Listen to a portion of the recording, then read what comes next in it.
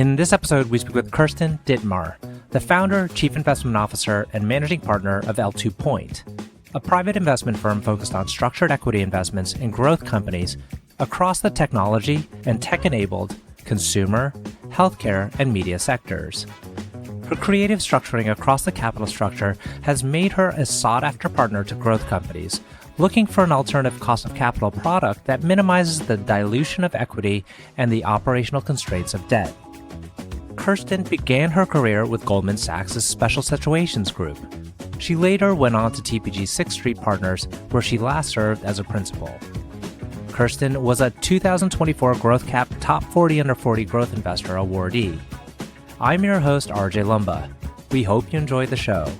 If you like the episode, click to follow.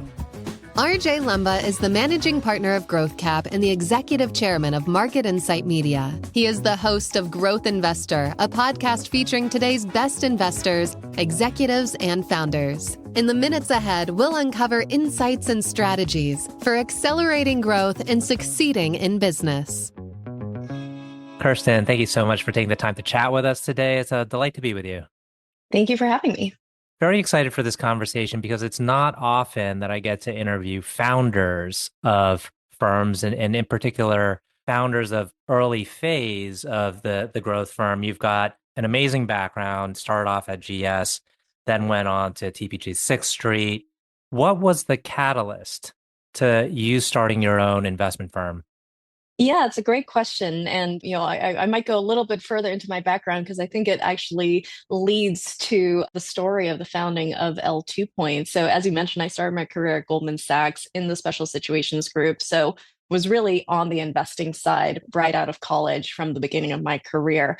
I was part of a team there that built a strategy called private capital investing, which was the middle market and growth private equity strategy off of Goldman's balance sheet, but always had a bit of a structure bent to it. In 2010, then, I joined Alan Waxman, who had been the partner running the Goldman Special Situations Group over at TPG as part of the initial team for what ultimately became Sixth Street Partners. So spent 8 years at Sixth Street Partners, working across a number of different strategies, everything from distressed debt to special situations, rescue financing, working out non-performing loan portfolios, healthcare royalty monetizations, infrastructure restructurings, you name it.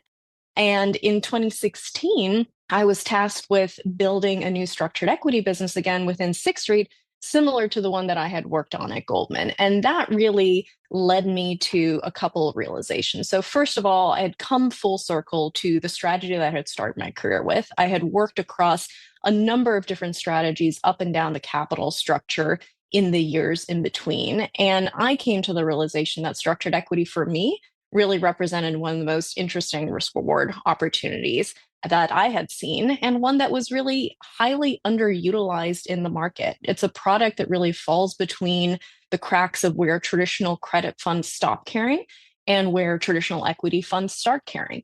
It's also a strategy that really requires a blending of two skill sets that tend to be different career paths in our industries. You need the downside protection and the structuring expertise that you gain with a credit career, but you also need the upside underwriting, value creation skill set that you get from an equity career. And those are, like I said, typically two different career paths in our industry. I had the good fortune of having benefited from working across both.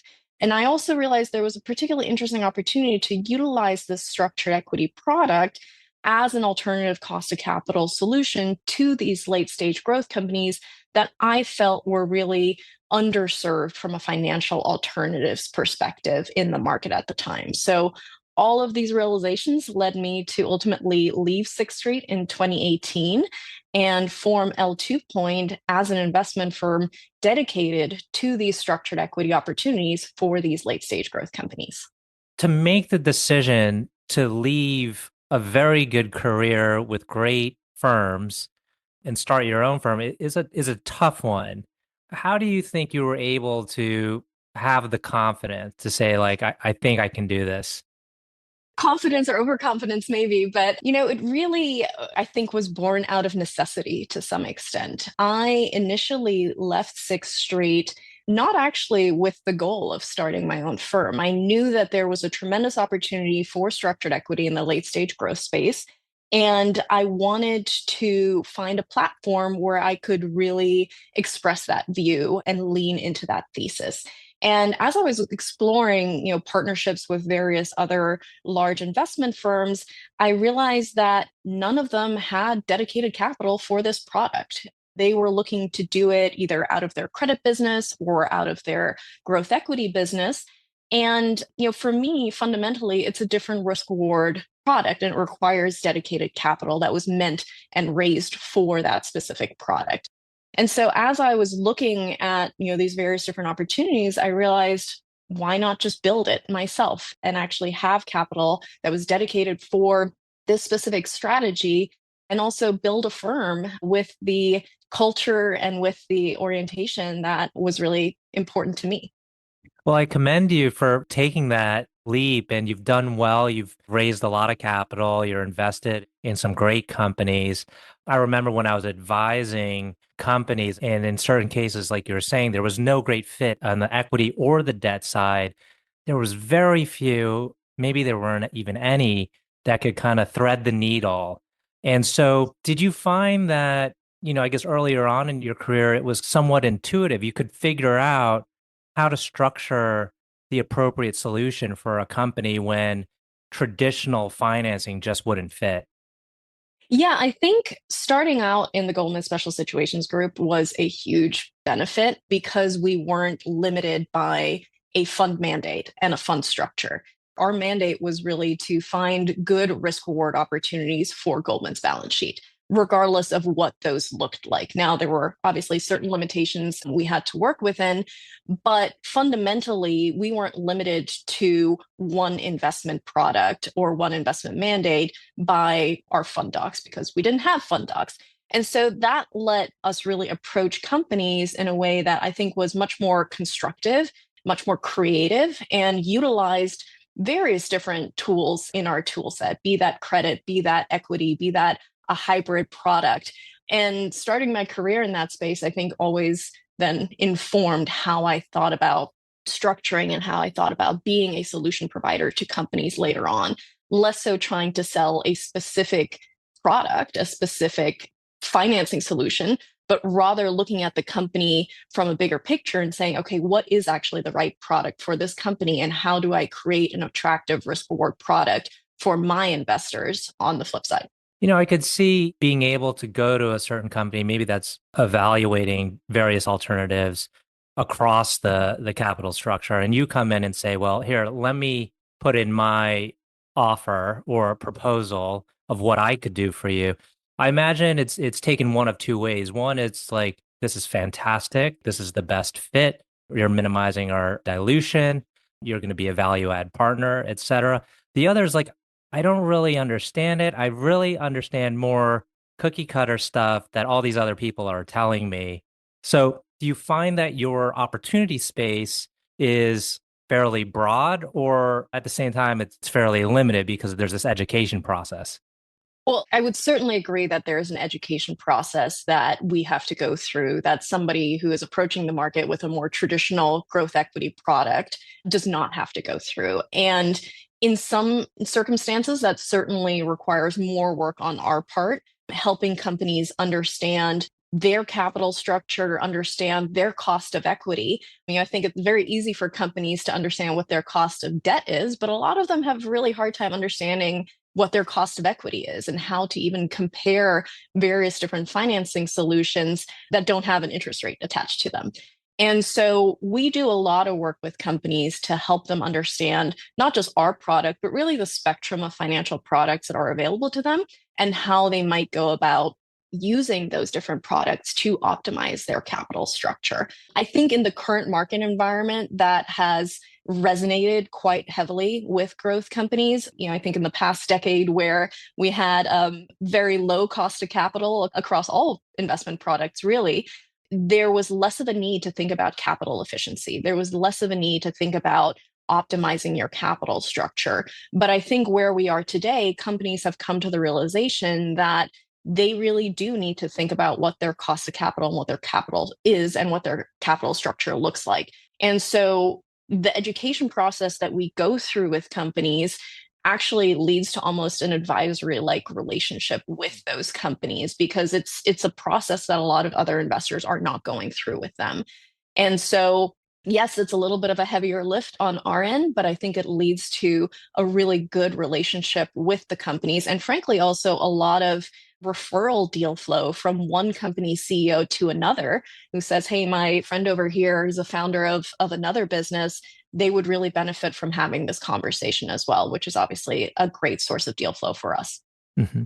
Is there an example that you could share with us where it points to what you were able to do for a company, maybe that others couldn't do or weren't able to do because you have more flexibility in the way you structure, but then also maybe how you add value in other ways? Yeah, so in terms of how we add value, I will say, first of all, we are minority equity investors. So we are generally looking to partner with management teams who really have a track record of strong performance and who are seeking a capital partner to help them continue to invest in a proven growth opportunity.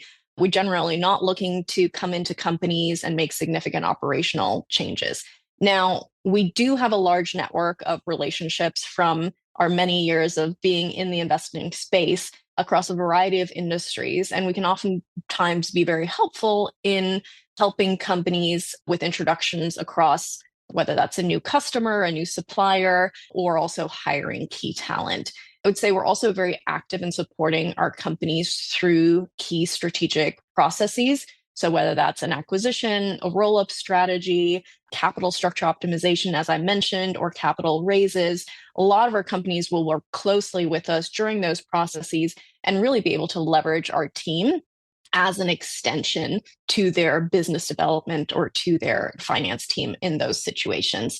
And I will say in terms of our investment structures, helping companies, in ways that other products perhaps don't, fundamentally, it's minimizing dilution. That is what these companies are looking to do. And at the same time, they don't want all the operational restrictions that come with debt. The traditional products are, you raise equity, you dilute yourself, oftentimes to a fairly large extent, or you raise debt and you have the issue of covenants and all these other operational restrictions. Structured equity really kind of threads the needle between both of those, lowering the cost of capital, but still being an equity product that is aligned to the upside with the rest of the shareholder base and doesn't introduce all these operational restrictions. Now, the other thing that I think a lot of companies oftentimes underestimate when they're thinking about taking on a debt solution, particularly when they are a growth company, is that debt actually creates a significant opportunity cost for them because they have to set aside a significant amount of that capital raised for that future debt service. And that is now taking cash out of the system and, again, not allowing that cash to be available for these highly accretive growth opportunities. So that's where we think structured equity can actually be a really interesting solution. Are there certain sectors that you focus on? So we are generalists. We will look at a variety of industries. I will say because we focus on growth stage companies, a lot of them do tend to be tech-enabled consumer media and healthcare companies, but we do take a very broad lens. And then in terms of your firm and building your firm, how have you gone about doing that? Did you start off with folks right off the bat, or was it just you and then you gradually did more deals, added more people to the team? Can you tell us a little bit about the org development of L2 Point? Yeah. So as I mentioned, I started the firm in 2019, and I initially started doing deals on a deal by deal basis. And actually, it was just me to start with. So from 2019 until late 2021, I was a one-woman show doing deal by deal capital raises. We ended up doing 225 million I ended up doing 225 million of transactions in that format. And that then really gave me kind of the confidence, as you mentioned earlier, to say, okay, no, we are doing this. We are going to build a firm around this, and we're going to raise institutional capital to have a fund dedicated to this strategy. So in late 2021, I started building out the team. There are 7 of us today across both the investing side and the operations side. And one of the things that I'll mention is I was really lucky that when we were starting Sixth Street, Alan actually pulled me into a number of firm building, fundraising, and various other kind of non-investment activities that were very core to building Sixth Street. And that gave me just an incredible insight into what goes into building an investment firm outside of just being a good investor. That's table stakes. But there's so much more that goes into building an investment firm that I think is oftentimes underappreciated by new managers. And having had that experience at Sixth Street and having been exposed to that, really informed how I set up the initial operational infrastructure at L2 Point. Mm-hmm. And when we talk about that operational infrastructure, I'm assuming you knew which key hires to bring in first. Absolutely. My first hire was my COO for exactly that reason. If we weren't going to get the operations right, we were going to not survive as an investment firm. Again, being a good investor is table stakes for starting an investment firm, but not every good investor needs to run their own firm or should run their own firm. We are building a company. I am a startup founder like a lot of the founders that I work with. I think that gives me a lot of empathy for their journey as well. But it means that, one of the businesses that we need to constantly be diligencing more than any other is our own. And again, having seen that growth at Sixth Street and having known what went into building that incredible firm was really helpful in terms of deciding that, again, my COO was going to be one of my most important hires out of the gate. I love to ask this question to people who started off with big financial institutions or big investment firms is, did you show signs of entrepreneurship when you were younger? So it was almost inevitable that you would eventually end up founding your own thing?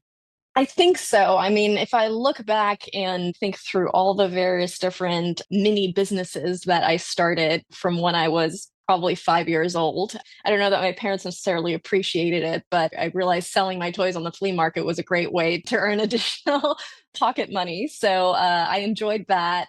I had a sticker trading business. I had various different initiatives, and I was always really excited by, again, this idea of building in lots of different contexts. And actually, also, if I look back on my career, even though I was within large organizations, Goldman and TPG, the teams that I was with were always new strategies or new teams that were being built. So within the Goldman Special Situations Group, it was this private capital investing strategy that really started about 6 months after I joined. So I got to see the evolution of that and be part of that new strategy getting built. And then similarly, in 2010, when I joined Sixth Street, I got to see that from its infancy to tens of billions of dollars of AUM that they have today. And that really excited me. So I did know whatever I was going to do in my career going forward, having an aspect of building something was going to be really important. And when we think about your product from the LP's perspective, it does seem to me very differentiated. Is that what you're seeing too? It's kind of like there's buyouts, growth equity, venture capital, then there's the whole debt side, right? But then you're kind of like in your own territory. There's probably others in there, or maybe some traditional guys that will do structured solutions. But are you finding that to be the case among the LP universe? Is that you're kind of a unique, really unique asset class? Yeah, I do think that's the case. And again, it's one of the reasons that I was very attracted to the strategy as well, because I did see a gap there in the market. Now, that comes with its benefits and its challenges. We don't fit neatly into asset allocation buckets. And so, the same education process that we go through on the company side, we go through on the LP side, helping them understand the risk reward characteristics of our product, which will then inform where within their asset allocations structured equity might fit best. So it is a little bit of a unique product to fundraise for. We, in our LP pays, actually draw from private equity allocations. We are an equity product, but also significantly from private credit allocations, as well as opportunistic allocations. So it does give us the benefit to address a wider gap or a wider range of investors. But at the same time, there's that nuance of not fitting neatly into buckets.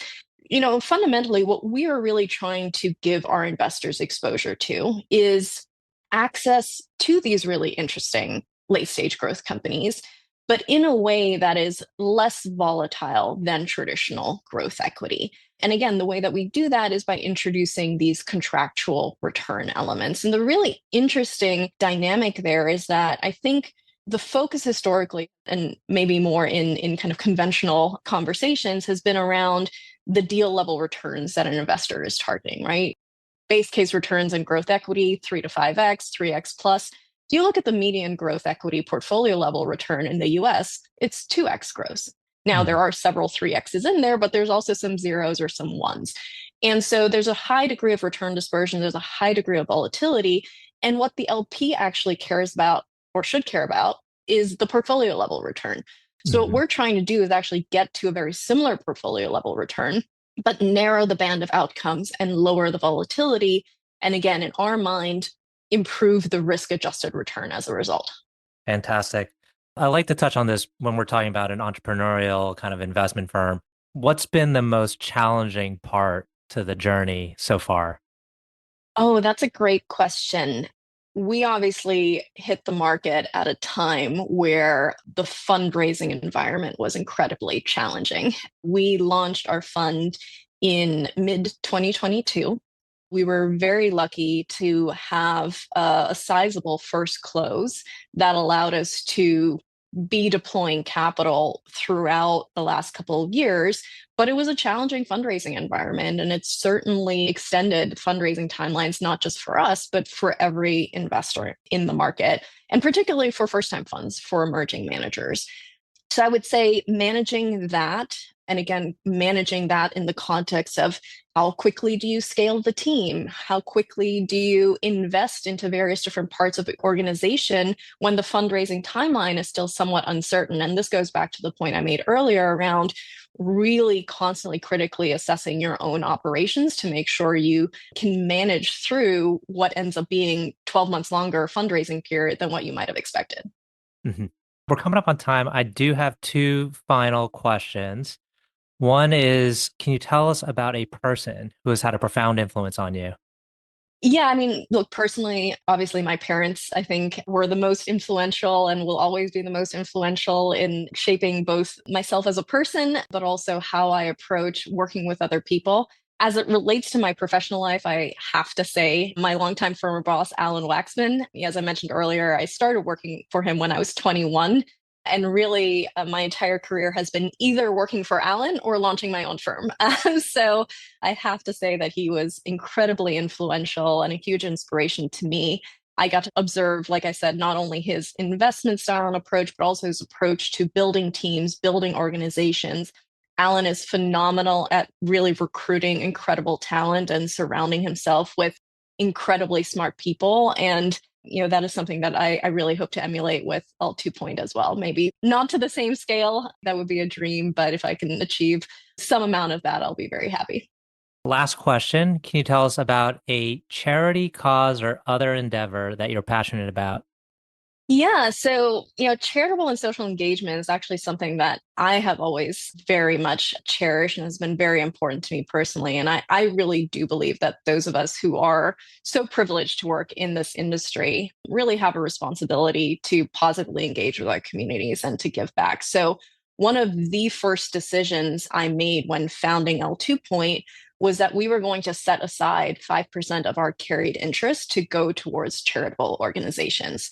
We're not impact investors, we're not an impact investing firm, but setting aside this piece of our carry, we can make sure that if we do well, organizations in our communities will benefit as well. For me personally, I have been actively involved with St. Jude Children's Research Hospital for many, many years, going back to when I was an associate. I chair the San Francisco Gala for St. Jude, have chaired that since 2012. It's actually an event that I launched with a group of friends back in my 20s. And I also volunteer as a mentor with American Corporate Partners, which is a fantastic organization that helps veterans transition from their military service into civilian jobs. So having the ability to work with veterans and see really their progression over a number of years, whether that's on an entrepreneurial journey themselves. Some of them are building companies, others are trying to get into the finance industry. It's been something that I've really enjoyed as well. Amazing. Well, Kerstin, I want to thank you again for taking the time to chat with us today. This has been a really fun conversation. Thank you for having me.